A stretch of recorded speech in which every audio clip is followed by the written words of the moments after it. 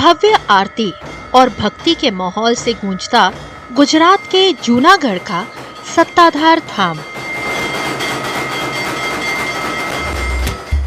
जहां आस्था के साथ अब आत्मनिर्भरता की एक अनोखी मिसाल भी देखने को मिलती है।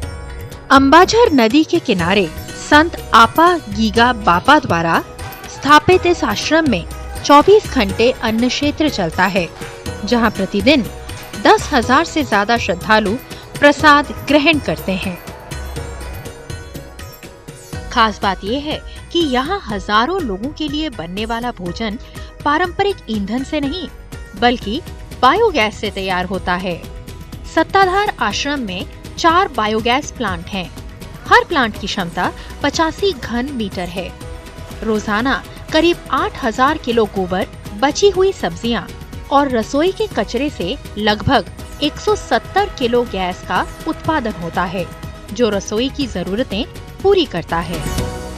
એને જે કોઈ ગેસ અમારો ઉત્પન્ન છે એમાં દાળ ભાત શાક રોટલીનો બનાવવામાં અમે ઉપયોગ કરીએ।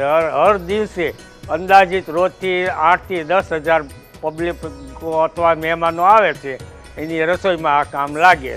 ये प्रोजेक्ट करीब 6 वर्ष पहले शुरू किया गया। यहाँ संचालित 4 प्लांट पर कुल 71,53,884 रुपए का खर्च आया।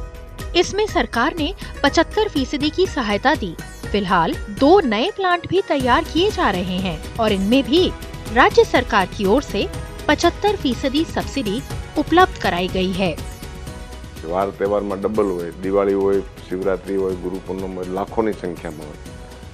જોઈએ એટલું फ्यूल अमने न મળે, લાકડું કાસ્ટ अमने न મળે, એટલા માટે અમારી પાસે 1,000 ગાય છે।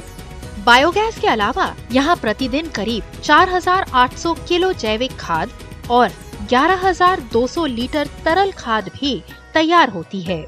सत्ताधार धाम अब केवल भक्ति का केंद्र ही नहीं बल्कि स्वच्छ ऊर्जा, कचरा प्रबंधन और आत्मनिर्भरता का बेहतरीन उदाहरण बन चुका है।